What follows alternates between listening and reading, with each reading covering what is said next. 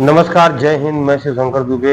आप देख रहे हैं भारत क्रांति न्यूज। आइए आपको कुछ प्रमुख खबरों से जोड़ते हैं।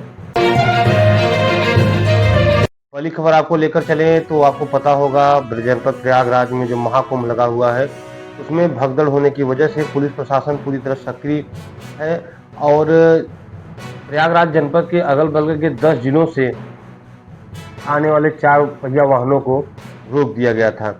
इसके अंतर्गत जो जनपद भदोही की सीमा है, यहाँ पर गोपीगंज, औराई, ऊंज, डीग तमाम क्षेत्रों में जो भी यात्री रुके हुए थे, लगातार पुलिस प्रशासन के द्वारा, जो समाज सेवी हैं उनके द्वारा लगातार उनके देख रेख का प्रबंधन किया जा रहा था। इसी अंतर्गत आज औराई क्षेत्र में भीड़ बढ़ने पर स्वयं जिलाधिकारी ने कमान हाथ में ली और भीड़ को काबू में किया। अब प्रयागराज से बात करें अगल बगल जनपदों को, तो स्थिति धीरे धीरे सामान्य हो रही है और एक विशेष खबर के अंतर्गत पूरे प्रयागराज मेला क्षेत्र को नो व्हीकल जोन घोषित कर दिया गया है। अर्थात अब किसी भी प्रकार की बाइक या 2 पहिया वाहन हो, चाहे 4 पहिया वाहन हो, चाहे कोई भी वीआईपी गाड़ी हो, अब कोई भी गाड़ी मेला क्षेत्र में नहीं जाएगी। अब एक बार आपको भदोही की तरफ ले चलें तो आवास जो सर्वे योजना चल रहा है, आवास प्लस योजना, उसके अंतर्गत जो मुख्य विकास अधिकारी हैं भदोही के शिवाकांत द्विवेदी, उन्होंने डीआरडीए प्रबंधक के साथ आज आवास प्लस योजना का निरीक्षण किया और कहा कि यह योजना हर पात्र व्यक्ति को अवश्य मिलनी चाहिए। आज जनपद भदोही में पंचायती राज्य के अंतर्गत प्राप्त केंद्रीय वित्त एवं जो राज्य वित्त है उसमें कितना धन व्यय किया गया है, किस तरह से इसका व्यय किया गया, इसको लेकर वीडियो कॉन्फ्रेंसिंग हुई और पाया गया कि कई गांव के सचिव जो धन है उसका व्यय पूरी तरह नहीं कर पाए हैं। ऐसे लोगों को दिशा निर्देश दिया गया है कि 31 जनवरी तक लगभग जो विकास कार्यों के लिए प्राप्त धन है उसका 99% खर्च अवश्य किया जाए। अगली खबर ले चलें तो जो बच्चों को छात्रवृत्ति दी जाती है, दसमोत्तर छात्रवृत्ति या 10 से पहले वालों के बच्चों को जो छात्रवृत्ति दी जाती है उसको लेकर समीक्षा बैठक की गई और पाया गया कि स्कूल स्तर पर अभी भी बहुत से आवेदन फॉरवर्ड होने के लिए रोके गए हैं। उसको लेकर सख्त निर्देश दिए गए हैं और कहा गया है कि जल्द से जल्द यह फॉर्म भेजे जाएं ताकि बच्चों को छात्रवृत्ति दिया जा सके। आपको बताएं कि जिलाधिकारी भी जिला निर्वाचन अधिकारी भी होते हैं, उनके द्वारा जो ईवीएम गोदाम है कई दलों के पदाधिकारियों के साथ वहां का भ्रमण किया गया और सुरक्षा व्यवस्था का जायजा लिया गया। अगली खबर आपको वाराणसी की तरफ ले चलें तो काशी विद्यापीठ की वाराणसी समेत अगल बगल के 5 जिलों की सभी परीक्षाएं 5 फरवरी तक रद्द कर दी गई हैं।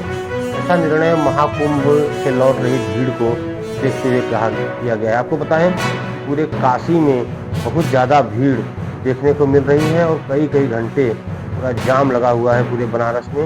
और आपने कल ही सुना होगा हमारे समाचार में कि मिर्जापुर में भी भीड़ को देखते हुए 5 फरवरी तक स्कूल बंद कर दिए गए। अगली खबर वाराणसी की तरफ ले चलें तो मौनी अमावस्या पर पाया गया कि 38 घाटों पर सिर्फ 4 चेंजिंग रूम और 3 शौचालय बने हुए थे। आप समझ सकते हैं कि कितनी दिक्कत और परेशानियों का सामना करना पड़ा होगा जो तीर्थयात्री, जो श्रद्धालु आए हुए थे। फिर प्रशासन को विशेष रूप से ध्यान देना चाहिए।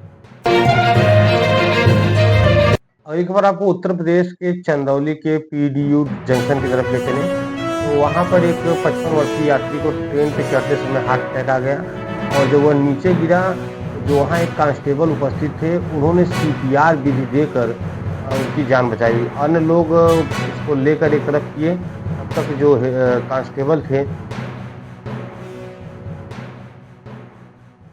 उन्होंने सीपीआर विधि देकर, आपको बताएं सीपीआर विधि, आप अपने हाथों की मुट्ठियों को बांध कर अगर किसी व्यक्ति को ऐसा हुआ है उसके सीने पर जब धीरे धीरे प्रेस करेंगे तो इसको कहते हैं सीपीआर विधि। इससे तुरंत जान बचाई जा सकती है।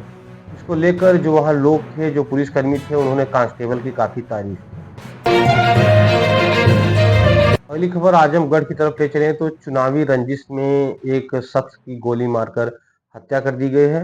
पत्नी जब देर शाम तक फ़ोन करती रही और फ़ोन न लगा तो जब उसने खोज के लिए लोगों को भेजा तो खून से लथपथ लाश मिली और उसने आरोप लगाया है कि गांव के ही अगल-बगल के 5 लोग से दुश्मनी चल रही थी और पाँचों का नाम उसने रिपोर्ट भी दर्ज कराई है।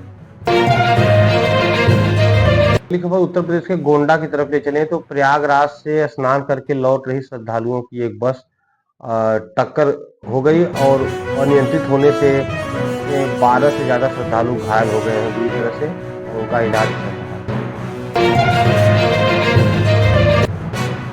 आपको बताएं कि 30 जनवरी को महात्मा गांधी जी जो राष्ट्रपिता हैं उनकी पुण्यतिथि मनाई जाती है।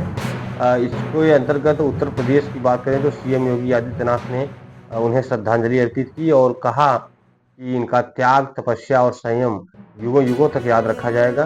इसी अंतर्गत जनपद भदोही में भी विभिन्न जगहों पर महात्मा गांधी के डेथ एनिवर्सरी पर शोक सभा का आयोजन किया गया और उनके सिद्धांतों पर चलने की बात कही गई। यूपी के अयोध्या के मिल्कीपुर सीट पर उपचुनाव होने हैं जिसको लेकर सियासत गर्म हो चुकी है। आपको बताएं कि गुरुवार को डिम्पल यादव रोड शो करने वहां पहुंची और इसको लेकर जब पत्रकारों ने महाकुंभ पे सवाल पूछा तो उन्होंने कहा यह दुखद है और सरकार को और भी बढ़िया व्यवस्था करनी चाहिए और जो मृतक परिजन हैं उन्हें 25 लाख की जगह उनका मुआवजा राशि और बढ़ाई जानी चाहिए। अगली खबर अयोध्या की तरफ ले चलें तो भीड़ के मामले में प्राण प्रतिष्ठा का भी रिकॉर्ड टूट चुका है। पिछले 7 दिनों में 18 लाख से अधिक श्रद्धालु अयोध्या पहुंचे हैं। अगर इस समय बात करें तो अयोध्या की, काशी की या विंध्याचल धाम की तो हर जगह या जो श्रद्धालु हैं वो खचाखच भरे हुए हैं और भीड़ से हालत खराब है।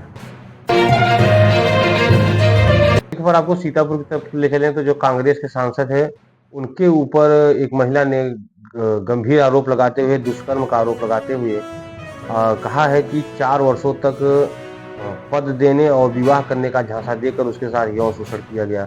इसके अंतर्गत जो सांसद थे वह भूमिगत हो गए थे और 2 दिन बाद जब उन्होंने प्रेस कॉन्फ्रेंस रखी और प्रेस कॉन्फ्रेंस चल रहा था उसी दौरान पुलिस ने उन्हें अरेस्ट कर लिया है। यद्यपि उन्होंने पहले से ही जमानत याचिका दायर की थी हाई कोर्ट में, लेकिन हाई कोर्ट द्वारा उसे भी रद्द कर दिया गया।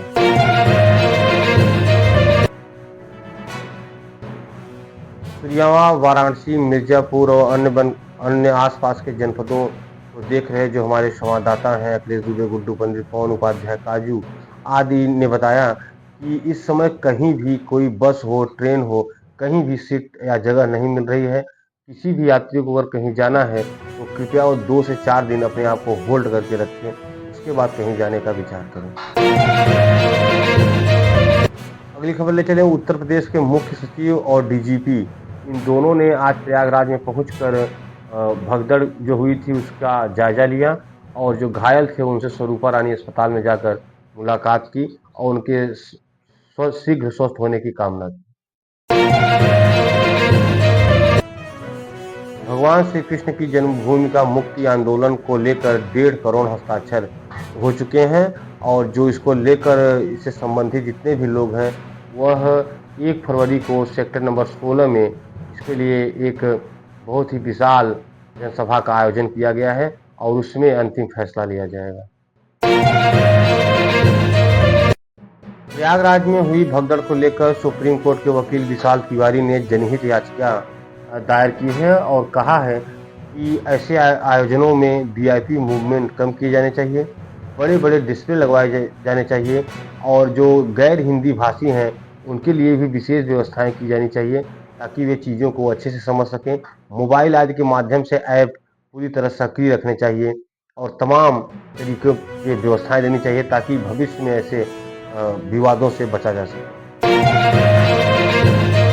खबर आपको लेकर चले भदोही के थाना सुरियावा अंतर्गत चग्गुमानी में सहज जन सेवा केंद्र चला रहा एक 25 वर्ष का युवक फांसी लगाकर उसने अपनी जान दे दी। कारण क्या था इसकी अभी जांच की जा रही है। मौके पर एसएचओ सुरियावा पहुंचे, सीओ पहुंचे और लाश को पोस्टमार्टम के लिए भेजकर आगे की विधिक कार्रवाई की जा रही है। राष्ट्रीय क्रिश्चियन मोर्चा के बैनर तले आज ईसाई समुदाय के लोगों ने जिला कलेक्ट्रेट में पत्रक सौंपकर कहा कि कई संगठनों के द्वारा हम लोगों को सताया जा रहा है और इस पर प्रशासन को हम लोगों का साथ देना चाहिए। अगली खबर आपको गाजीपुर की तरफ ले जाए तो गाजीपुर की पुलिस ने 22 करोड़ के नशीले पदार्थों को आज नष्ट कराया।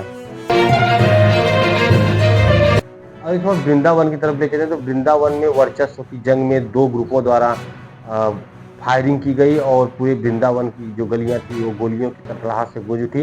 इसमें एक बेगुनाह ड्राइवर की मौत हो गई। खबरों को जानने के लिए जुड़े रहे भारत क्रांति न्यूज से। धन्यवाद।